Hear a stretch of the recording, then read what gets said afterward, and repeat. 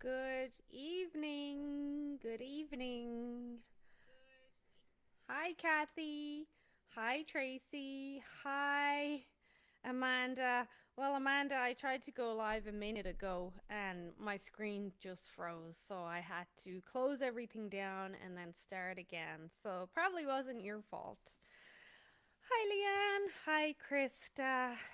Let's give people not too long because you know me for rambling and going down rabbit holes, but let's give people a minute or two to hop on. How is everybody doing? Enjoying the weather? Did you have a nice Easter? Hi, Annie. Bonsoir. Hello, Tamara. Shannon, hi. Okay, we'll wait for another few people. I just discovered something very interesting. If you guys remember, a couple of weeks ago, a couple of months ago, I did a video and it was titled Understanding the Risks of Estradiol, Prempro, and Vagifem. And this was a study that it involved the Women's Health Initiative. And it was on Women's Health Network.org website, and I had cited the study, and I really thought I had downloaded the PDF, but alas, I didn't. Amateur move by me. This specific study was discussing hormone therapy increasing the risk of breast cancer in women. And I went back to the page because I wanted to pull it up and discuss it in this conversation. And they've removed the study, including the PDF. So I'm looking around to see, can I see it anywhere else? Find it. Usually someone has downloaded it somewhere. But anyway, I found that a bit interesting. Why would they not want us to see that information? Hi, Alicia. Shelly, hi. Oh, we've loads of people. Danica, hi. Janelle, hi. Elaine, hi. Serena, hi. Kathy, hi. Okay, so I think I'm going to jump right in. You know me, I have a lot to discuss, but was saying to my friend earlier, I've had a talk with myself, and I'm going to try keep this basic and not go down rabbit holes. The reason I do these master classes and different classes and group calls and everything is really to help people, not just women, I work with men too, understand how the body actually works. And in this group, actually, a couple of weeks ago, I posted a study that basically showed that when people understand how their body or a diet works, when they actually understand, they're more likely to be successful. So that really is what I do. Many of you know that. I'm always trying to teach you, like, this is how it works. So there's a lot of talk around hormones, a lot of noise, a lot of confusion, but around everything. Hey, Tanya. I know you love the rabbit holes, Alicia, but normal people don't. And you are normal, but you know what I mean. And many of you know that I recently completed my hormone practitioner training with Platt Wellness, and I still don't know everything. But I'm working on getting some special guests onto the podcast, fingers crossed.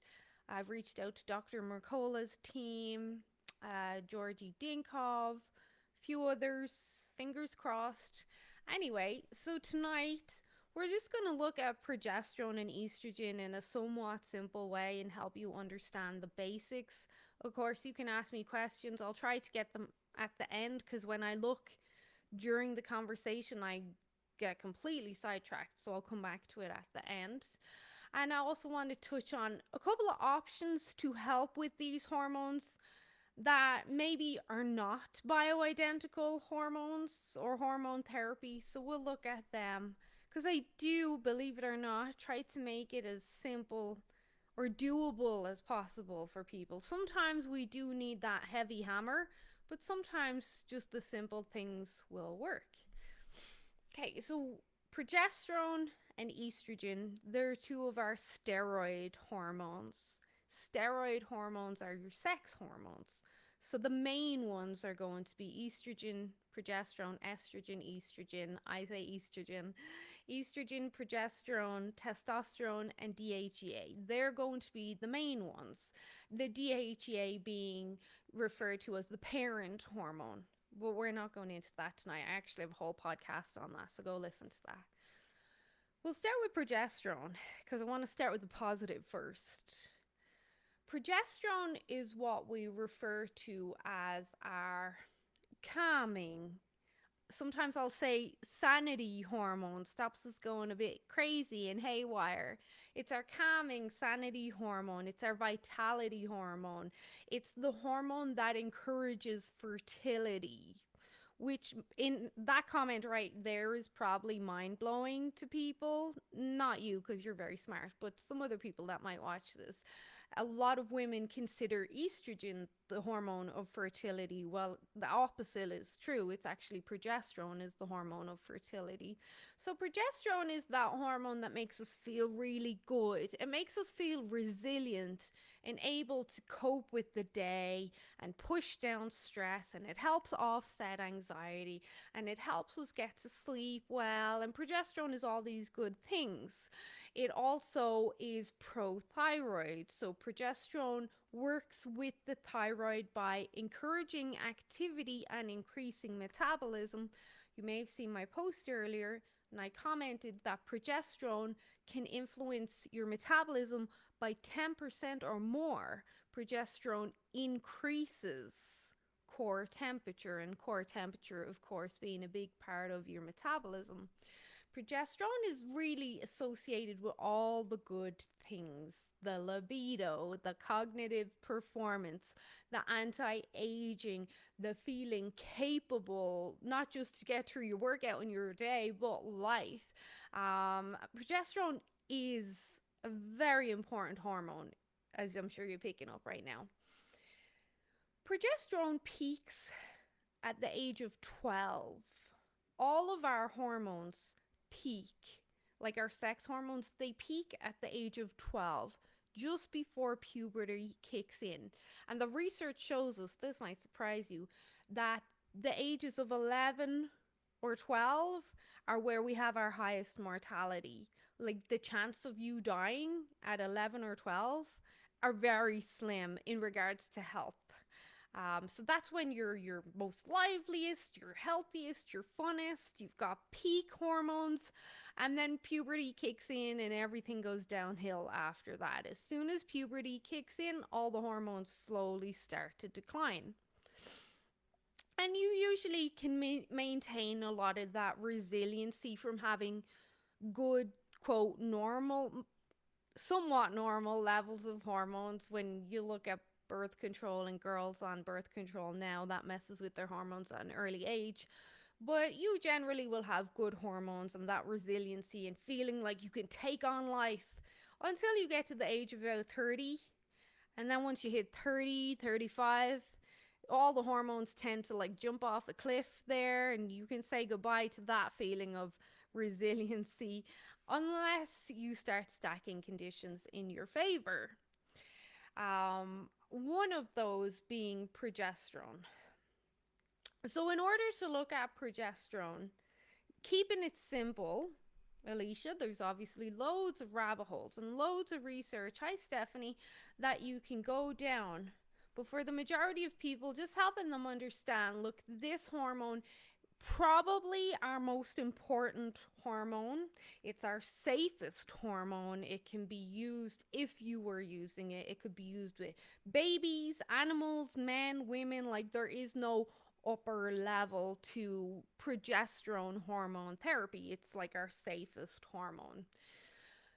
But most women have almost zero progesterone, especially after the age of 30. And if you remember my conversation with Dr. Eldon Dahl before Christmas, he is the CEO and founder of Life Choice Supplements out of Cochrane, and they specialize in hormones, and they have a liposomal progesterone cream. It's not bioidentical, it's more plant based, but some people find it very effective. But we're discussing this and saying, you know what, even there's a lot of women, girls from the age of 25 on that are now starting to experience these symptoms of perimenopause because their progesterone is crashing because of society now, because of stress, just how we live. So let's transition into that. As we get older, as the hormones start to decline, the faster they start to decline, that's where you start moving into that area of what we call perimenopause, where we start to have these years of fun, where maybe we've got hot flashes, we've got night sweats, we've got irritability, loss of libido, start noticing changes in our skin and our energy, putting on weight where we don't want to, thyroid issue, like all that fun stuff that happens in perimenopause. And it doesn't have to be that horrific, let me tell you. It doesn't have to be. But part of that is the progesterone decline. So, what causes our progesterone to decline? Again, progesterone being our most important steroid hormone, so our sex hormone. And I've just mentioned all the feel good stuff, but we'll get more into like the science in a minute. So, one thing that happens, well, it's kind of the be all and end all when it comes to low progesterone. There is that natural decline as you get older, but if we lived in a time back where we were in, I don't know, the 1600s, living on an acreage somewhere, making our own bread, herding sheep, milking the cattle, like just more of a carefree life, just all I gotta do is keep a roof over our head and food. You know, that more carefree life, no social media, no specific obligations to society. If we were living that kind of life, you would probably see a more natural decline in the hormones as you get older, and everything would be easier in regards to perimenopause and menopause. Um, because you don't have the external pressure that we have now that pushes our hormones. So we don't so much have that natural decline as much as we have something like pushing us off that cliff. There's so many external factors into why our hormones act a different way. But one of the main ones is stress, and that comes back to something I've spoke about a lot, and that is, it's called the pregnenolone steal, but I usually like to keep it simple and just call it the cortisol steal. That way people can kind of connect the dots a bit better. Cortisol, stress, steal. Cortisol is stealing something. What is cortisol stealing? Cortisol steals the building blocks of your hormones. So those building blocks, two of them being cholesterol, vitamin B's, cortisol, because it's made up of the same building blocks. If you have a lot of stress, a lot of chronic stress, like high demand job, annoying kids, maybe bad relationship, financial worries, demanding parents, whatever it may be, when you have a lot of this all day, every day, and I know stress is different for different people, and we all just perceive stress differently. What might stress me may not stress you, and so on. Whatever your body perceives as stress, when this happens day in, day out, all day, every day, and you feel like, man, does it ever end? That's where the cortisol steal comes in. That's where these building blocks for your hormones, they have an option to go down one path, which would be to make our pregnenolone and our progesterone and these feel good hormones, or it could go down the other path to make cortisol, which at times can be good. You need it to keep you alive. You need it to stop your blood sugars plummeting. And if you were running away from that metaphorical dinosaur line, you would be very grateful for cortisol in that moment. And you would also probably be very grateful for not being pregnant at that moment. So when we have all of this stress, we end up stealing, or cortisol steals these building blocks, these molecules needed to make the good sex hormones. And it takes all of them so it can make more cortisol to keep you alive. It's not ill intent, it's just trying to keep you alive. And when that happens, obviously, there's not enough left over for you to make this progesterone. And the majority of your progesterone does get made in the ovaries. Some of it will, tiny amounts will get made in the adrenals. But when we start to steal, combine that with aging, now we have lower amounts of progesterone coming out of the ovaries. We also have lower amounts of building blocks to make progesterone. Now, the adrenals are overtaxed because they're constantly trying to make cortisol and adrenaline. It's your adrenal glands that make those, what we call corticoid steroids. They're your stress hormones, so cortisol and adrenaline being the main two. There's others, but you don't need to know them. And now we have less progesterone. And this will keep dropping, dropping, dropping, dropping, dropping. And you end up in a state of feeling wired all the time, high anxiety, can't sleep, insomnia, overwhelm, weepiness, sadness, irritability, gaining weight because you don't have progesterone helping with your thyroid metabolism. This also puts you in a state of estrogen dominance. I was saying to someone earlier, because many of us will perceive estrogen dominance to be in someone who's overweight. Like, oh, if they're very overweight and maybe they've PCOS or whatever, they are estrogen dominant. And that's not completely true. You could be very Claudia Schiffer, very model-esque, slim, what we would consider skinny and healthy. You can be estrogen dominant if you have zero progesterone. Let's say, I can't remember that famous British supermodel, if anyone remembers her name, Kate something or other. And when I was growing up, she was big, and she was big into alcohol, drugs. She smoked a lot. She was very skinny. I think of someone like her. She had a high stress demand job. She also put a lot of stressors into her body. She probably had zero progesterone, and she was very, very slim. She would have been, and she's a supermodel, she would have been estrogen dominant because she would have had no progesterone. So it's not always what we perceive as someone is overweight. There are more instances because when you have excess body fat, you have higher levels of estrogen. But when we're looking at this scenario of low progesterone, we're always looking at the ratios. So if estrogen's up here and progesterone's down here, regardless of your size, you're going to be estrogen dominant, so you get all the fun that comes along with that. So progesterone, obviously something we want, especially because I think, and I can only speak for women, this is how I see it as well, and men are designed differently. Progesterone is very important for men, important for everybody. But women, we have a lot of expectations on us now. There's a lot we have to do. We've got careers, we've got to take care of ourselves, we've got kids, we've got after school activities, we've got to cook, clean. Again, we've got to fit in self-care somewhere, and I know that in itself can make women feel guilty and overwhelmed. Like, we've a lot right now.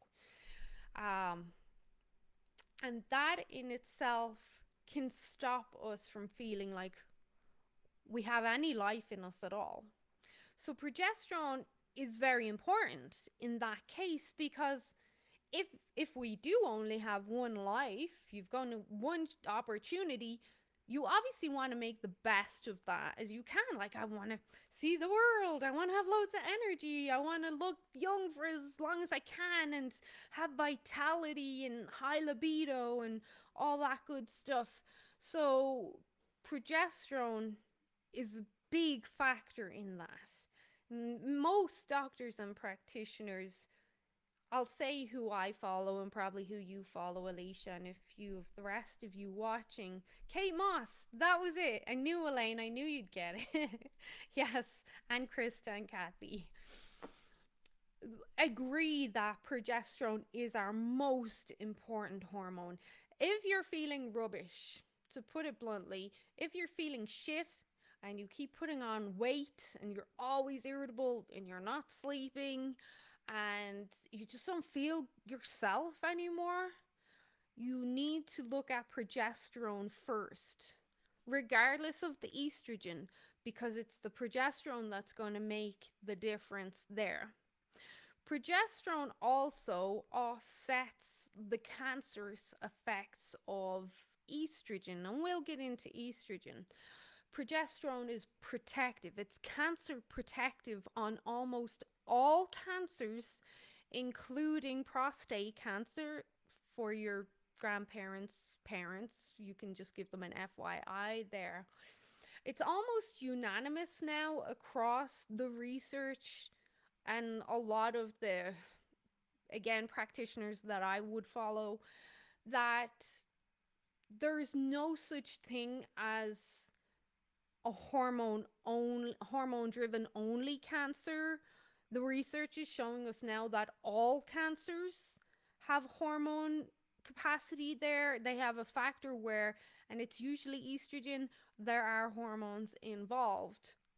And progesterone shows us time and time again that it is cancer protective. So there's a lot to progesterone. I don't want to go on about this too much because I want to move on. And I just want to really kind of help you understand the basics.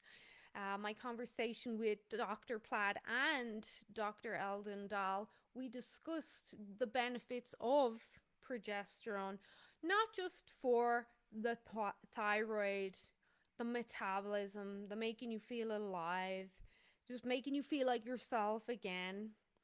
Progesterone blunts the effects of cortisol and adrenaline, so it will block them at the receptor sites.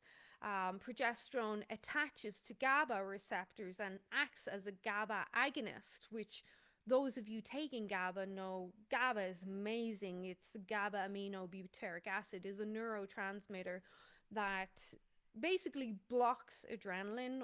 For those of you that don't know what adrenaline is that feeling of butterflies in your stomach, nausea, anxiety, impending doom, worry, oh no, like always feeling like something bad's gonna happen.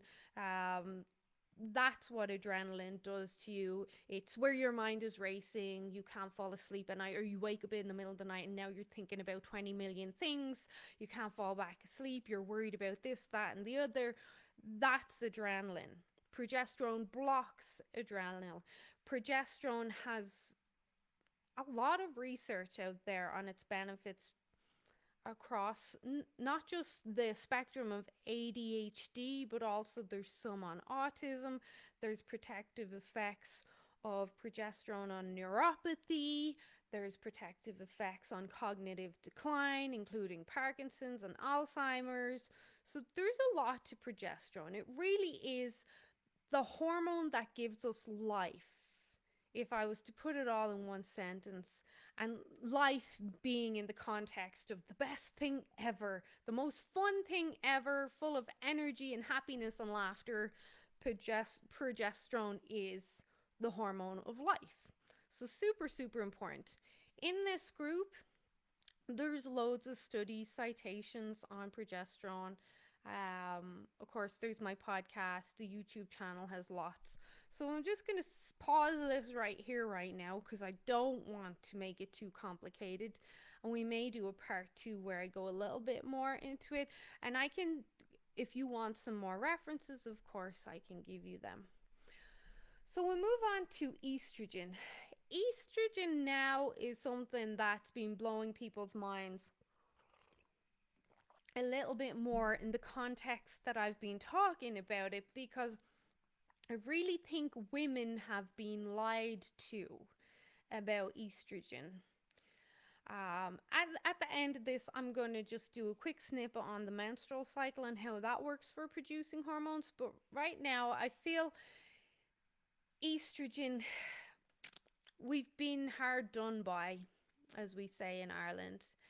It's been known since the 1930s, 1920s that estrogen was basically poison to us. They knew at a very, they being the doctors back then, the researchers back then, the FDA, the health organizations, like they all knew that estrogen was a big problem. But yet it was still promoted to be beneficial for women. And if you actually go looking, there's a lot to do with estrogen and a lot of the issues we are seeing now, not just as women, but also men as well. Estrogen, if you follow the breadcrumb trail, is connected to almost every cancer, like every cancer, and other diseases, cognitive decline like Parkinson's and Alzheimer's. Dr. Mercola, who most of you, I'm assuming, would know of, is a big believer that there's three main causes of cancer, three main driving factors, and estrogen is one of them, polyunsaturated fatty acids the other, and serotonin being the other, but that's another conversation. But estrogen, very problematic. That's that video that I did 2 months ago, and I'll get into symptoms. The one, and you should watch it if you haven't, understanding the risks of estradiol, Prempro, and Vagifem. Basically looked at the estradiol, which is the most toxic of our estrogen hormones, and how that's used in hormone therapy, including Vagifem, which is a gel that you would apply around the vagina and up into the canal to help with tissue regression and vaginal dryness. That has estradiol in it, so technically it is hormone therapy. Um, Estradiol is usually the one that's used in most hormone therapy, and again, it is the most toxic of the hormones. Well, the study I cited, and the link is still under the video, but when you click on it, it says, oh, this can't be found. Hold on, I was only looking at this like a month ago. Where is it gone? But anyway, I went into detail in the video about the study. It basically saw that there was two groups of women, one group doing a placebo and the other group getting hormone therapy, which was specifically, it was a synthetic form of estradiol and a synthetic form of progesterone, so not bioidentical. This form of estrogen, if I'm remembering correctly, it was came in the form of Provera, I think. Provera is a blend of estrogen and progesterone, both synthetic.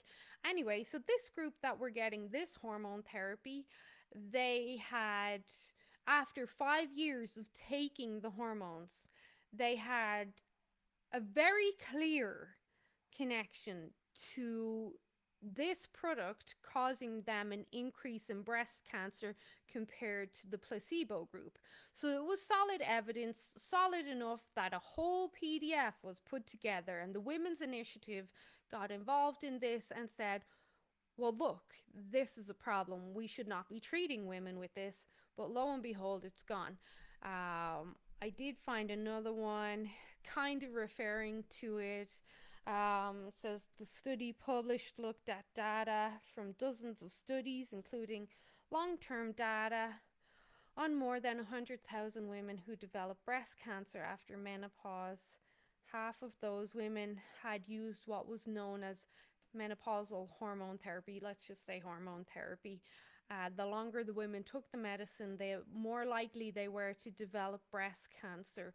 So the original PDF that I saw showed at the 2 year mark, the risk was pretty low. At the 5 year mark, the risk was very high. And this, what I'm looking at now, and I can post the link in the comments after the call, There's a quote here. It says, there is a consensus of many researchers and many studies all around the world that this sort of treatment is deadly to women. So we've known this, not just now. This study referred to the PDF, the Women's Health Initiative, which released reports that showed women who used a combination of this hormone therapy were more likely to develop breast cancer. Um, and then those who stopped taking it, there was a decline in breast cancer rate. Anyway, I'll pop this below. I don't want to keep going on here.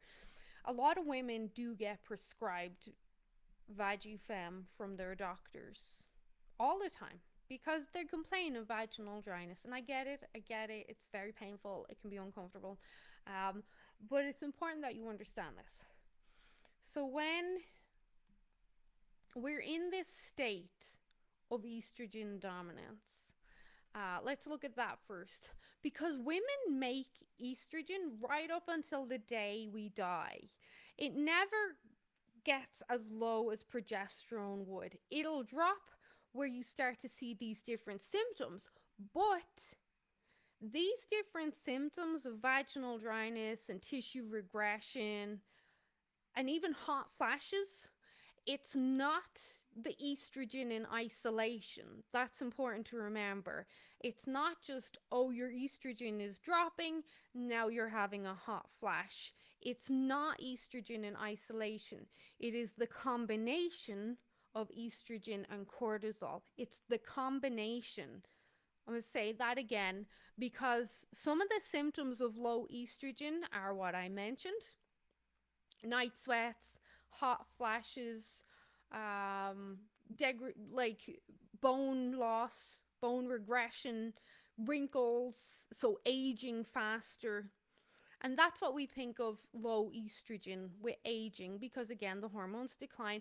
Estrogen does decline, but not the way we think it does. So all these symptoms, we should reterm it. This is what happens when we have estrogen and cortisol together. This is not a symptom of low estrogen. This is when we combine estrogen and cortisol together. There's many women who will see that natural decline in their estrogen and they've no stress in their life. They're very happy living off an island off the south of Florida with a young, handsome husband and lots of money and loads of fun all day, every day. And they don't get the vaginal dryness because they don't have the stress that the rest of us have. So it's not the low estrogen, it is low estrogen. Well, it's estrogen. I don't want to say low estrogen. It's estrogen and stress. That's what it is. So unless we all win the lotto and move, we've got to look at other ways to address that. But Vagifem is not one of those. So back to estrogen. Women make estrogen up till the day we die. Literally all our tissues will make estrogen, not like progesterone. Fat cells are a big maker of estrogen. So if I am speaking to someone, I've told people this story before because it's a true story, so I'm going to tell it again. I'm not making this up. I've had several women come to me asking for help with different health issues, but maybe they're 100 pounds overweight, 50 pounds overweight. I want help with these health issues, but I don't necessarily want to lose weight. And I'm almost saying, okay, like that's going to be hard because a lot of these issues you're having are connected back to estrogen dominance and the inflammatory response. And when we have extra fat cells make their own estrogen. So they're pumping out a lot of estrogen into the bloodstream. Estrogen has a systemic effect. So what that means is that it works on the whole system. When something is systemic, it works through your whole body. It's not isolated. So let's say I bang my knuckles off the table. That's isolated. That's an isolated inflammatory effect. Whereas if it's systemic, like an infection, it goes through your whole body. And estrogen has that effect. So if you have excess body fat, you know you're making a bit more estrogen. And if you have that body fat for your whole life, you're making estrogen for your whole life then. Not to mention the estrogen that the other tissues and the ovaries make estrogen till the day you die. It'll spit out. And if you have, let's say you undereat a lot and you push yourself a lot, you become very skinny, very slim. Skinny, probably not the best word to use. Is that even like accepted in society anymore? I don't know. I'm very old school with certain things. But let's say you push yourself hard in the gym and you get very lean, and now you're amenorrhea, you don't get a period anymore, you assume you went through menopause 10 years ago, like very lean, very slim. At that stage, even if your ovaries decided, like, I'm out, like, she's constantly in survival mode here, at that stage, your body can convert estrone, which is one of the estrogen forms, which is less effective. It can convert that into estradiol. So that's will always have some sort of estrogen, is the point I'm getting at. There's always something there. If someone's looking at estrogen therapy, they need to be looking at cortisol as well. There's a big consensus in the health world now that most women shouldn't do estrogen therapy, and if they do, you got to be very careful with it and very low dose. And if you are, you better be offsetting that. Offsetting mean protecting or mitigating the damage of that with progesterone. So when we have more estrogen in our body, we do have a lot more of these symptoms of heavy, painful periods, is one, because estrogen is used to make uterine lining and the uterine tissue. So the more estrogen you have, the more uterine lining that you're going to make. Some of you have spoke about thickening of the uterine lining and having to get laser to remove that. With estrogen, not only does it do that, so you've got the heavy periods, where does the pain come in? The pain comes in because estrogen has a systemic effect. It works through the body, it attaches to receptors all over the body. But estrogen, this is where I have to stop myself because my brain's already like, oh, let's tell them about this and that. Estrogen lowers core temperature and it slows down the metabolism, because estrogen, as that inflammatory aspect of estrogen is an inflammatory hormone. It inflames the thyroid gland on nearly every level, and that slows down your thyroid. It'll drop core temperature and it slows down metabolism. So very much like, the more progesterone someone has, generally the leaner they are and more full of energy they are. The more estrogen someone has, generally they're going to have more struggles losing weight, they're going to have more aches and pains, and that's where that painful period comes in, because you've got more inflammation there. And that inflammation is not just in the capillaries and the blood vessels and through the uterus. That inflammation is also in the blood. So the blood becomes sticky and gluggy and it's very hard to pass. And that's where we get blood clots in during our menses, but we also get blood clots throughout the rest of the body, like blood clots in the legs, even around the heart, directly connected to estrogen and that effect that it has, not just on that specific location, but throughout the whole body. So estrogen is something we want to always be offsetting. Elaine, we've discussed a lot about estrogen, I believe, being one of the main drivers of migraines, estrogen dominance. Part of that's going to be the inflammation and the estrogen, and part of that will be histamine. Not to go down that rabbit hole, because I have 2 podcasts on histamine, and one of them specifically talks about the menstrual cycle.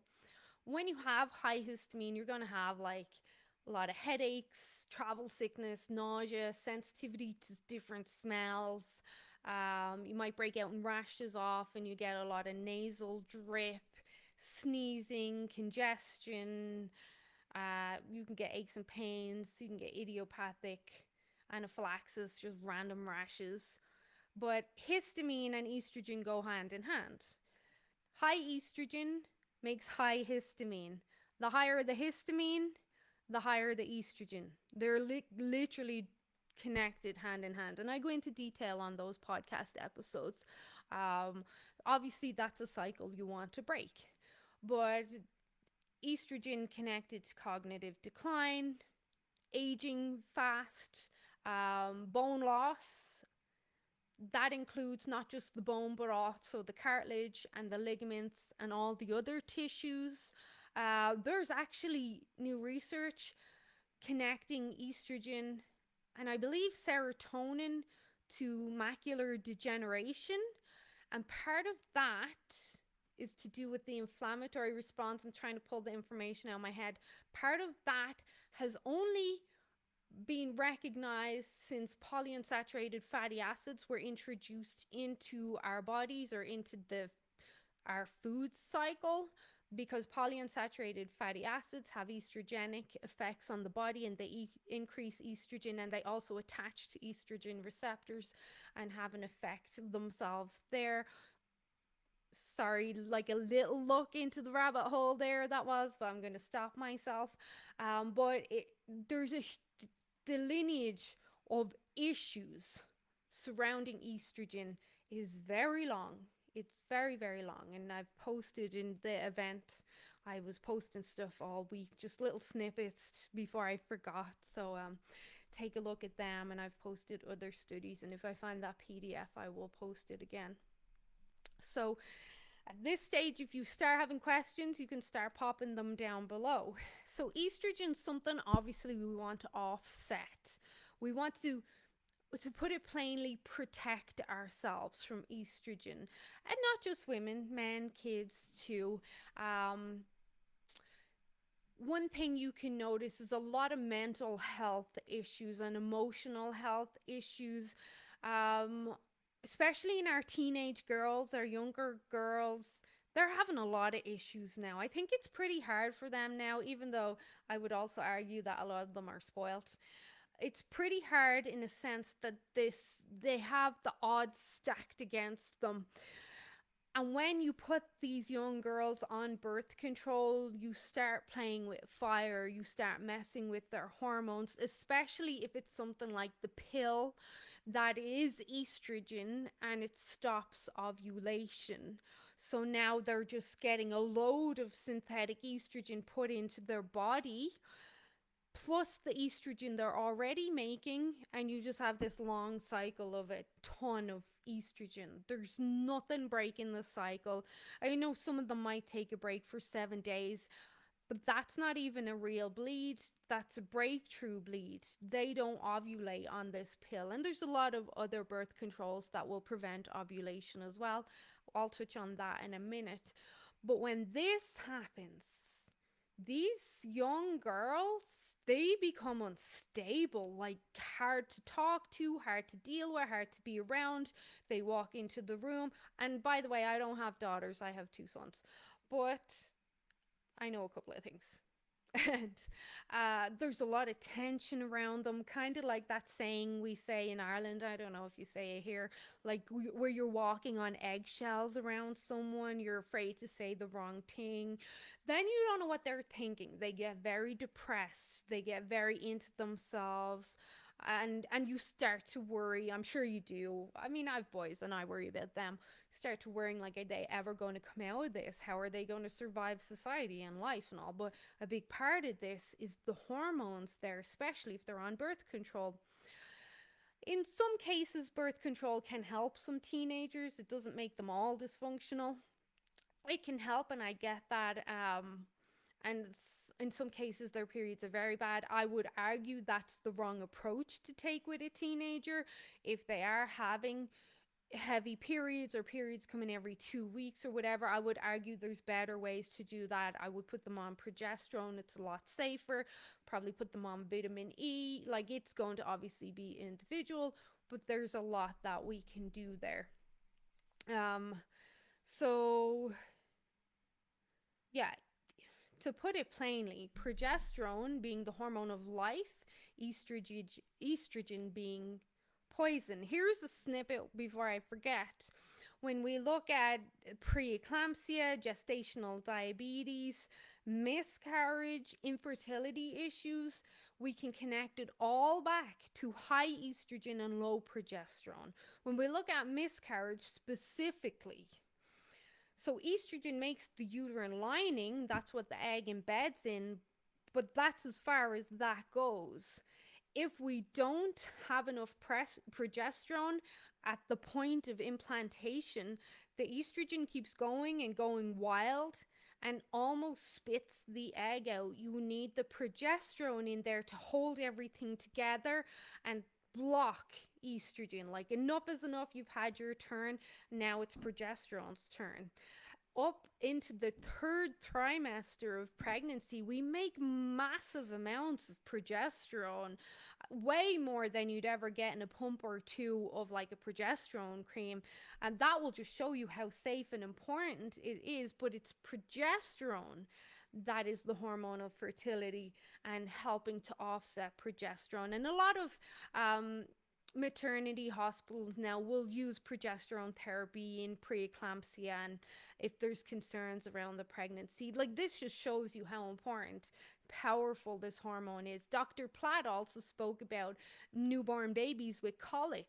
If you rub a bit of progesterone on their chest, it helps to stop the colic almost immediately. So progesterone being so important, and estrogen obviously needed, because we wouldn't make it if we didn't need it. But if it's not kept in its place, it becomes poisonous to us. It's slowly killing us, basically. Not to scare you, but again, the key word there being basically. This is me basically talking about things. Okay, I think we're making good time. So what I want to say just regarding the menstrual cycle, I know most of you know this, but believe it or not, some women don't know how their cycle works. So the first half of your cycle, you're building up estrogen. You're building up that estrogen lining.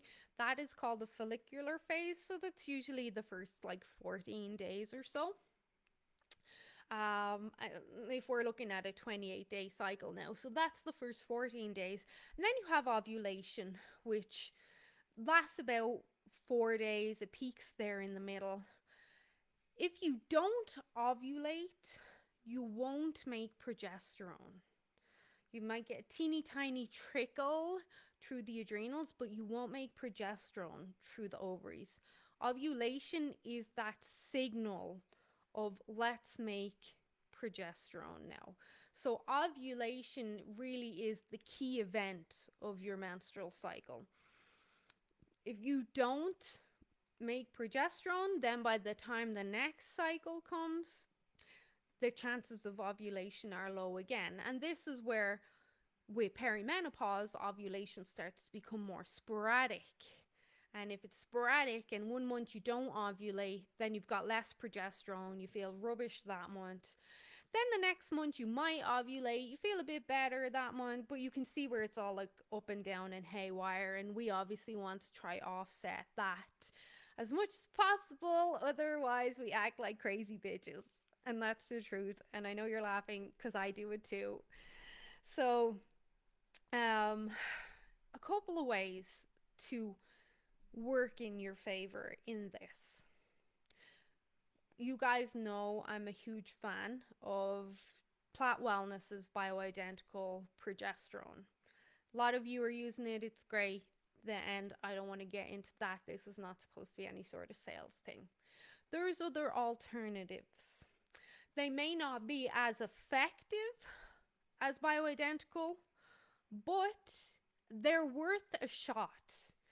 I posted also a PDF in here. So if you were to do nothing at all, I posted a list of foods, like molecules in here, that these molecules help to boost your own progesterone production. So if you could bring these foods into your diet regularly, start addressing your stress yourself, prioritizing your sleep, you've got a good foothold there. You may not need to do anything else in regards to supplements. So that, like, this is doable. Sleep, push down stress, bring in these progesterone boosting foods. Um, and you can print that off. There's a PDF as well in the file section. You can print that off. But if you want to try something a bit more, because sometimes women have been going at it so long alone that things have gotten so bad, they do need a bit of help. So that's where we might bring in some different products. Life Choice out of Cochrane, which is actually a very well-known brand. You may not know it when I talk about it, but if you saw it in like Nutters or Community Foods or something, I think they're in Sobeys, you'd go, oh yeah, I recognize that brand. I didn't realize they were out of Cochrane. Well, they are. So they make a liposomal progesterone type of cream that is plant-based, but many women will still feel the beneficial effects of that. One such testimony I'll give you, and the girl, if she watches this, she'll know I'm talking about her. She was doing an autonomic nervous system test in Calgary, and they tested her stress response with the test.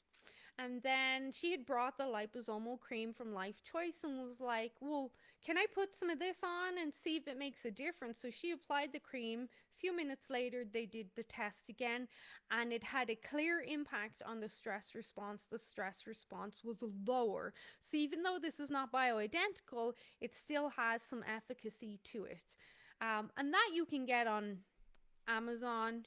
I don't know if I've seen it anywhere else, but you can definitely get it on Amazon and off their website. So that's Life Choice. If you didn't want to do that, there's two other things you could do that the research shows us is quite effective. The first thing is vitamin E, not the ester form of vitamin E, but you want the 4 different trienol or tocotrienol forms of vitamin E. You'll see it on the back on the label. If it says esterified, that sounds wrong, but I'm pretty sure it's right. If it says that, don't buy that one. So vitamin E has been shown to be very protective against the damaging effects of estrogen and encourages the displacement of estrogen at the receptor site and detoxification out of the body. Vitamin E has been used for, again, decades in medicine to help even with issues during pregnancy. There's a lot of animal research around vitamin E for offsetting. Let me see, can I pull up? I have so much stuff. There's a lot of research. I know one of you is taking vitamin E specifically for migraines because I shared that research, and this is through the pathway of offsetting estrogen. So vitamin E being an option. Of course, I can't find it when I'm looking for it because that's Murphy's Law. That's how it works. Never find anything when I want it. I'll share the research though in the comments. The second option then would be something that's a bit of a hot topic, definitely for me lately, because the research is mind-blowing, is aspirin. Low-dose aspirin is protective against estrogen and the damaging effects of estrogen, but not only that, and I did several long posts on aspirin recently, and the first one I had cited all the research, not all of it, but a lot of research on how aspirin can be beneficial. So aspirin, not only does it protect us against estrogen, it downregulates estrogen. It also inhibits aromatase. Aromatase is an enzyme that converts testosterone to estrogen. So again, you're always making estrogen from somewhere. But if you can deactivate aromatase, you can maintain your testosterone and not convert it to estrogen. Like, you don't want to be making more estrogen and less testosterone. Like, that's another conversation with testosterone. But aspirin can help to downregulate, excuse me, or inhibit aromatase. Aspirin also mimics the effects of progesterone. It has progesterone like activities. It improves how your body uses its own progesterone, and it also improves the effectiveness of progesterone if you were supplementing it. And I feel like that would also work with the life choice one, because that one is going to act like progesterone, and aspirin can encourage that. Aspirin also has been shown to increase thyroid function and metabolism directly by increasing the rate of glycolysis, which is the conversion of sugar into energy, and the rate of the Krebs cycle, and so on, so on. Aspirin, of course, most people think of aspirin and they think of a painkiller. Part of that is it reduces inflammation. If you can reduce inflammation, you can encourage metabolism and thyroid.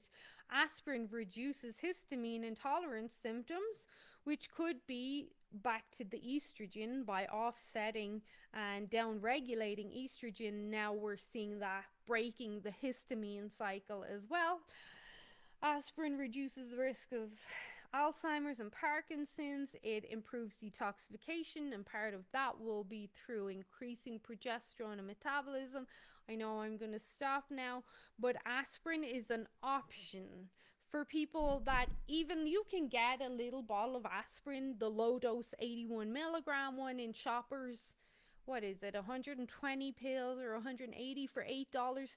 So for people who maybe are not in a position financially to pay for bioidentical creams like Plat Wellness or even the Life Choice one, you could start with aspirin, as long as you know you don't have issues with I don't want to say blood thinning. If you watch my video on this topic on my YouTube channel, there's a small sect of the population that have a genetic predisposition to very viscous blood, where it's already watery, but also their tissues are very fine and they tear very easily.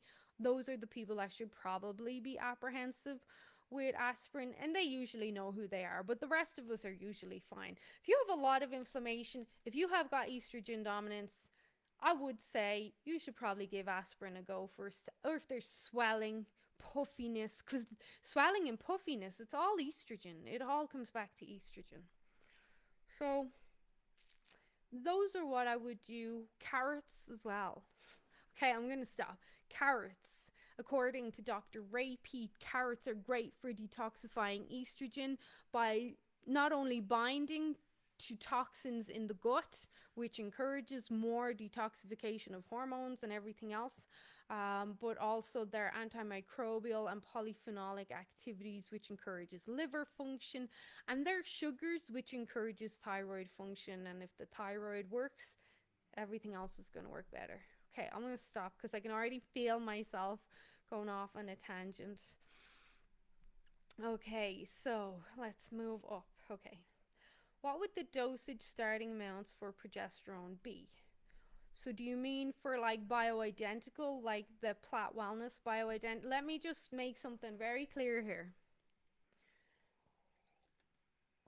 So in Canada, it used to be very easy to get your hands on bioidentical hormones without having to go get a prescription.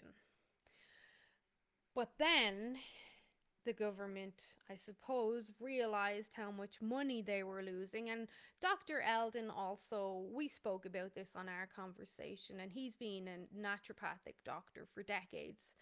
And he remembers when you could readily just walk into a pharmacy and pick up your progesterone without a prescription, or other hormones, DHEA. Testosterone's always been prescription, I think, for most of the time. Anyway. But then they realized they were losing a lot of money. So they made it harder for us to get bioidentical hormones. You need a prescription now to get bioidentical hormones in Canada. And even then, when you do get a prescription, they're usually, I've already cursed on this, they're usually shitty forms of progesterone, like Provera, which has to get converted in the liver, and the bioavailability of it is like 20%, and even then it only stays in the bloodstream. It doesn't attach to the receptors on the cell, it doesn't get into the tissues. So again, even if you get a prescription now, it's usually a shitty form. Some women will feel a benefit from that 20% bioavailability because they didn't need a lot of it, but it's still not going to be the best form. But regardless, so because of that now, it's hard for us to get our hands on certain things. And even in Ireland, Elaine, you can't get aspirin without prescription in Ireland. Something that we can walk into Shoppers and get for $8. There's a lot of control out there, not to go down that rabbit hole, but like they can't get aspirin, they can't get melatonin in Ireland without prescription, which to us sounds crazy. So anyway, because of that, now we kind of have to find these alternatives. That's why Life Choice created this plant-based liposomal progesterone like cream that does work. But if we were looking at the bioidentical cream from Plat Wellness, which is the one I use and I recommend and use with my clients, which is bioidentical, that is controlled per pump. And some women do great with one pump, some women need 4 pumps depending on their stress. For you, knowing you, you'd probably only need one pump a day. If you were trying to boost metabolism, I recommend 2 pumps a day, one in the morning, one before bed. But that's usually the dosage. So the dose, 1 pump is a 1/4 teaspoon, and in that 1/4 teaspoon we have 5% progesterone. If you were taking Vagifem, should you also be taking... Okay, I'm going to say I would not use Vagifem at all. I would not use that. I would, and I've recommended this to my clients, I would use coconut oil. Coconut oil has thyroid boosting effects as well. Coconut oil, avocado oil, a really good extra virgin olive oil, I'd use that as well. There's also going to be vitamin E there, so that's going to be protective against the estrogen. But if you were using Vagifem, I would definitely be using progesterone cream as well to protect myself from the damaging effects of the Vagifem. I can't share while I'm recording in the comments, but Krista, I feel like you never saw that video I did on the Vagifem, so I'm going to share that with you and check it out. And then if you want to discuss next steps with me, we can. But for all the rest of you ladies, if there is tissue regression, obviously starting as early as you can in your 30s, 35, start taking care of your vaginal health in regards to maybe you're not feeling dry or pain or tissue regression now, but you don't want to. So start using coconut oil now, avocado oil, extra virgin olive oil around your lady parts, just to keep everything moisturized, the same as you would moisturize your face. You do it now. So if you do it on your face and it's like your early 20s, you should probably do it down there as well. It's prevention. What brand of vitamin E? I'll get a brand. I'll get a brand of vitamin E for you. Elaine is taking one. When would you take low dose aspirin? Every morning. I like to take mine just after my coffee because the research shows that aspirin is more efficacious when taken around caffeine. So that's how, and I've kind of got into a routine now. It's like coffee, aspirin, then I go about my day. With some people, if there's, by the way, if you have stomach issues, as per the video on my website that discusses potential issues with aspirin, which is not a lot. There's not a lot. It's one of those things where we've been kind of misled on. But if people have got they know they have tissue damage in their stomach or severe acid reflux or something, then they would want to take the aspirin with food because the food will then help to protect the stomach. How can progesterone act as birth control if it helps with keeping you pregnant? Because, and I do have a phone call with Dr. Platt either tomorrow or next week. I'm waiting to confirm. Because when you take progesterone all month, every month, so every day, the same way you would take birth control, you will suppress the estrogen from spiking. And that way, you will not build up enough uterine lining tissue for implantation to take place. So that's what I found out actually through the research, but I had wrote it in my list of questions with him to confirm. But that's what I established myself, is that when you're taking it daily, it suppresses the buildup of the tissue lining. So if an egg was released, it can't implant at that stage. Um, where am I? Would you take aspirin low dose daily? Yeah, I do. Many do. If you, again, follow the breadcrumbs, go to my website, I'll tag you because you've missed some stuff. I'm glad you hopped on because you missed some stuff. You follow the breadcrumbs. The research is insane around aspirin. Like it's mind blowing. It's like, why did they keep this from us? I'll tell you why. Because you can't patent aspirin. And aspirin, as proposed to some health practitioners I follow, including Dr. Mercola and Georgi Dinkov, you probably don't know him, but he's a researcher out of Stanford. Um, Aspirin potentially could be a cure-all for most diseases. And if you can't patent that, and it came out to the world, and I don't have my conspiracy hat on or anything now. You can find this research.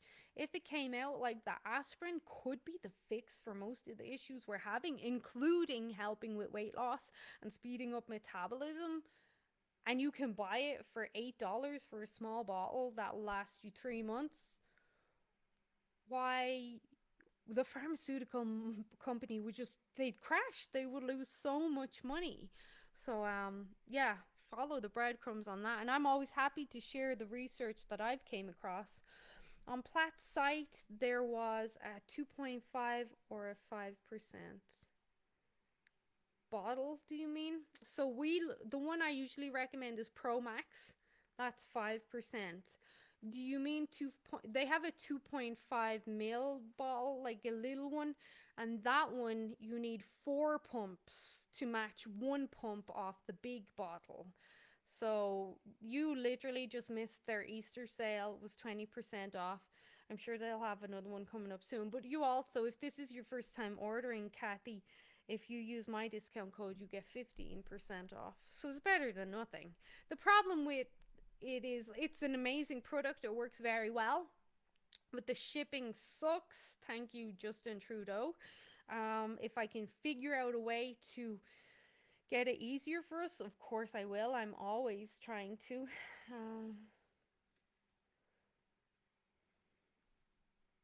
I've been doing 4 pumps of Platts progesterone a day, 2 in the morning and 2 at night. Haven't you been having hot flashes? Did you tell me you have? So I remember talking about the 4 pumps with you, but that was 4 pumps spread across the day.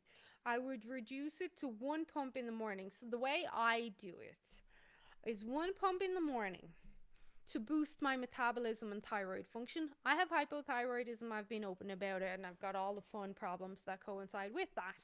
But I've been able to address it very well. And my temperature this morning was 36.7, and it's been that the last 3 mornings, which is insane. I literally had to double check myself this morning and go, do I feel sick? Do I have an infection? Like, why is my temperature so high? So first pump in the morning, I'll pump onto my chest, and then I massage around my chest. You also have your thymus gland here behind the breastbone. The thymus gland does influence your thyroid, but it's more involved with immunity and resiliency. So I'll massage around my chest and then around my neck, around my thyroid. So that's supporting my thyroid and metabolism for the day ahead. And then before bed, to also help with fat burning, because remember, we do the majority of our fat burning when we sleep, provided we have put ourselves into, I laugh, into a good position. A guy in the gym yesterday told me he was trying to optimize fat burning at night by boosting human growth hormone, through taking melatonin, because he said he saw the research. And those of you that are my clients, like, hopefully you remember what I've taught you, but you'll laugh at this. So I'm like looking at him going, but that's not how it works. He read that if you take melatonin before bed, like high dose melatonin, you can increase human growth hormone, and that will help with fat burning. So I've always taught you, you have to optimize for human growth hormone to optimize fat burning when you're asleep. And I was like, yeah, but that only works if you don't eat for 4 hours before bed. And if that's the case, then you don't need the melatonin. And he's like, yeah, I know, but I can't stop myself eating before bed. So I figured the melatonin would do something. And I'm like, okay, I have to get back to my workout now. So, so then at night, I will do a pump on my left inner forearm. See, a bit of my iodine is still left from today. I'll do a pump here and then I'll rub together. That's going to help suppress adrenaline and help me get into deep sleep, but also optimize metabolism and fat burning in that way. So that's how I do it. So Tracy, if you want to reduce down to 1 in the morning, 1 in the evening, save yourself a bit of money as well, because you obviously won't go through the bottle as fast. And as well, I'm menstruating woman, so I still get a period. Obviously, maybe not obviously, there's young women who get hysterectomies. So I will only use progesterone in the second half of my cycle. I'm trying to optimize my progesterone and metabolism in the second half of my cycle. So I'm trying to work with my body. I don't use progesterone in the first half of my cycle, and I've been considering changing that because I have no intentions on getting pregnant at all, ever again, unless the immaculate conception happens and God somehow chooses me over all the other billions of women in the world. Shemaine, you're the one. But I have no intentions of getting pregnant. So I've been considering, well, why don't I take advantage of progesterone all month long and the metabolic benefits? Like, I'm considering it, but right now I don't use progesterone the first half of the month because I'm trying to keep my estrogen going, and then once ovulation kicks in, then I use it in the second half. How do I know if ovulation kicks in? Well, I take my temperature every morning. Taking your temperature every morning can not only give you an indication of your metabolism and how everything's functioning, but it can also tell you when and if you're ovulating. Oh, that was a lot. So back to your question, Tracy, I'd probably reduce it.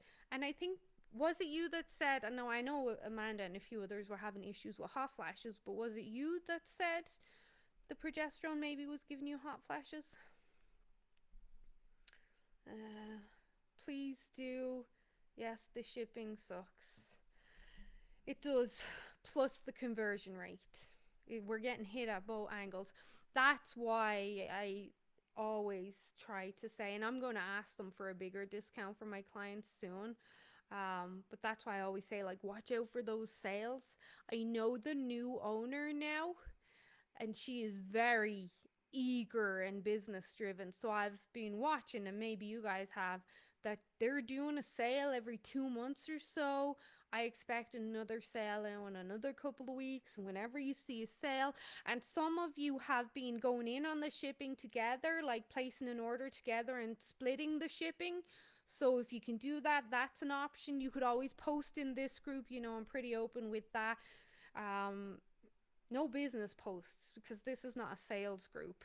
But if you ever want to post in here, hey, is anyone placing a progesterone order? Do you want to go halves on shipping? You're more than welcome to do it in here or in the masters group, or ask me and I can ask around. I always kind of have an idea of who's running out, or maybe I'm running out and I need to place an order. I knew that was you with the hot flashes, Amanda, and that's on my list to ask Dr. Platt. But from the research I came across, and where is it? The chances of me finding it right now in the practitioner's manual are pretty slim. I can't remember what page it was on. But it suggested that progesterone, if it induced hot flashes, it was because it was stimulating estrogen in the body. But I'll ask Dr. Platt again. I have looked on PubMed, I've looked through Google, and I cannot find anything. If you Google progesterone and hot flashes, It will discuss how progesterone is great for preventing hot flashes, and in many women it does. But in the all the women that I work with that are using progesterone now, let's say there's 50 women using the bioidentical progesterone. 3 women have experienced hot flashes with using it. One woman, I have an idea why that is, because her body is already very inflamed and stressed. But this, I don't know, the chances of me finding it while I'm on the call, very slim. Um, Says a further note: toxemia of pregnancy, preeclampsia, and gestational diabetes are likely due to a combination of adrenaline, estrogen, and insulin during pregnancy. We would use progesterone to offset that. I don't know where it is. I'll find it and I'll comment on it again, but I could find no research on this. From what I gather, it's because it stimulates whatever, because in the 3 women it's happened in, you're not cycling so much anymore, and it seems to be stimulating bit of estrogen that's still circulating from when you were cycling. I'll find out. I don't know the full answer, but I have ideas. And like I said, I couldn't find anything on PubMed. And if you Google it, it'll just say or progesterone is great for preventing hot flashes. In many cases, it is. Is the shipping the same amount regardless of the order size? Yeah, I'm pretty sure it is. I'm pretty sure it is. The woman who deals with the shipping, she just packages it up herself, wraps it up, and ships it off. Pretty sure it's all the same. Okay. Do you have any more questions? I hope you found this helpful. I tried to keep it as basic as possible. This is not supposed to be a sales conversation for progesterone. There's other alternatives. You don't have to use bioidentical progesterone, but you do need to understand that when progesterone plummets, your joie de vie, your zest for life, your feeling yourself, that goes out the window too. Your thyroid slows down, your inflammatory markers increase. That includes cholesterol. If your thyroid slows down, your cholesterol goes up. So many people message me about panicking over cholesterol. If thyroid goes down, cholesterol goes up. That's important to remember. So if your cholesterol goes up, it's not necessarily the end of the world. You don't have to panic, because a lot of people do, because we've been told, well, you're going to have a heart attack. That's not necessarily true at all. You need to look at thyroid, and one easy way to do that is boosting progesterone. But again, if progesterone goes low, you're going to have a lot of anxiety, you're going to feel rubbish, you're going to feel overwhelmed, you feel like crying most of the time, loss of libido, you'll lose your zest for life, motivation will be gone, staying on track with your diet plan, your plan of life, your business plan, whatever it is, it's going to be very hard.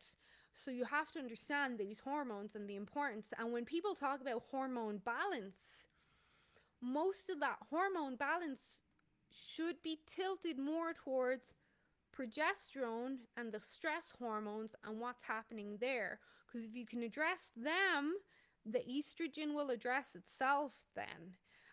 So that's really, when people ask, like, I want to speak to someone about my hormones, I feel something's off, I have a hormone imbalance.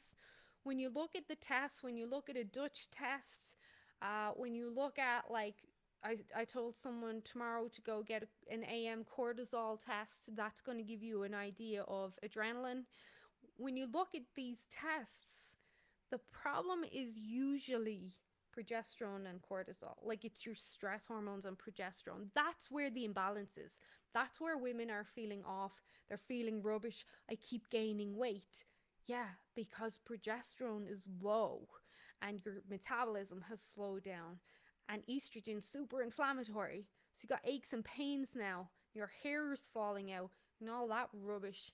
The joys of being a woman. But this happens to men too. When men get excess estrogen, they grow breasts. They get very feminine. They start to cry. They lose motivation. They get erectile dysfunction. They can experience prostate cancer and other cancers. Like, they're not totally overlooked. We don't have to suffer alone. We've got each other. Okay, one more. Um, You're already feeling better, Kathy. You just need to continue the work, stacking conditions in your favor. I recently started taking Dr. Platt's Progesterone 5 and Estriol 2.5. Estriol, triol, being one of the estrogens, is the least toxic form of estrogen. It is the estrogen that has not been connected to any cancers whatsoever. The symptoms of hot flashes, irritability, mood changes, and low energy have all begun to subside or decrease. Yay! My sleep has improved significantly. I told you. There comes that gif. I told you so. Thank you for the awesome podcast, Facebook, and live events. You're very welcome.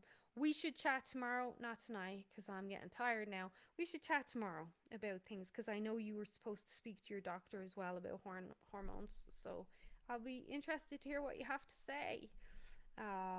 Okay, I'm going to leave it at that. If you do have questions, pop them in the comments. I'll see them tomorrow.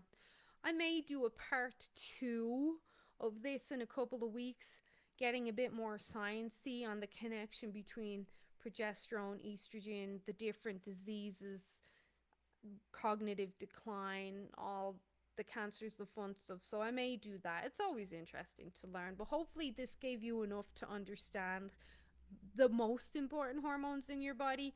I may do another one on cortisol and adrenaline. I did a whole podcast on DHEA. Go check that out. That's really important as well. Okay.